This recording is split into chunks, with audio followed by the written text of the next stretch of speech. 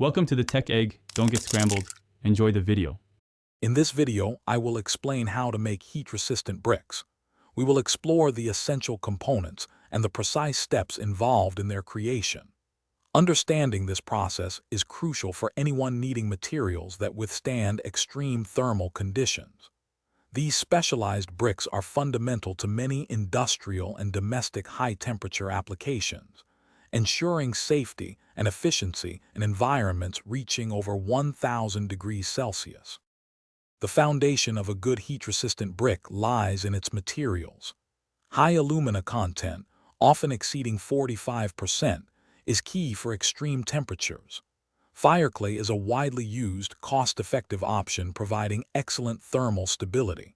For superior strength and conductivity, silicon carbide is incorporated.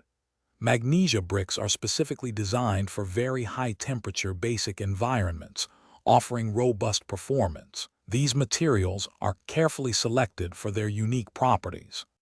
The manufacturing process begins with crushing and precisely mixing the raw materials to achieve a uniform composition. This mixture is then formed into brick shapes using powerful high-pressure presses, ensuring density and consistency. Next, the bricks undergo a slow drying process to meticulously remove all moisture, which prevents any cracking during subsequent stages.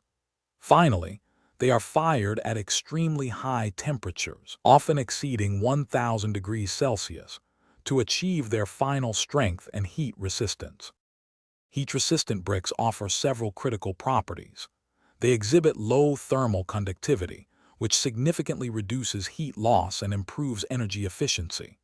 Furthermore, these bricks maintain high mechanical strength even when exposed to elevated temperatures, ensuring structural integrity. They also resist chemical attack from molten materials and corrosive gases, extending their lifespan. You will find them in industrial furnaces, incinerators, and even your home's wood-fired ovens, performing reliably under extreme conditions.